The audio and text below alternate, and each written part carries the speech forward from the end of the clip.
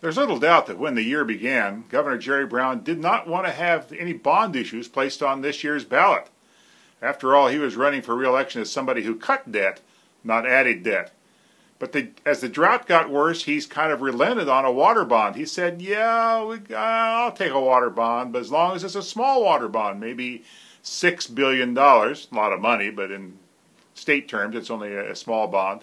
Whereas the water bonds that have been kicking around the legislature have been in the neighborhood of $9 or $10 billion, maybe even $11 billion. And as that little drama plays itself out, there are some people sitting on the sidelines saying, we want in too. Those people are educators, they're school districts, school officials, school trustees, the teachers union, so forth. They want to have an education bond on the ballot, and the governor is kind of throwing cold water on that. But the question is, if he agrees to put a water bond on the ballot, how can he not put an education bond on the ballot? And by the way, the deadline for putting those measures on the ballot is already passed, but in the Capitol, they don't care about things like that. They'll just pass another law giving themselves a little more time to put the measure on the ballot, if in fact they decide to do so. So we may have a water bond on the ballot, we may not. We may have a school bond on the ballot, we may not. And we won't know because the legislature is leaving next week on vacation. We won't know that for at least another month or maybe a month and a half.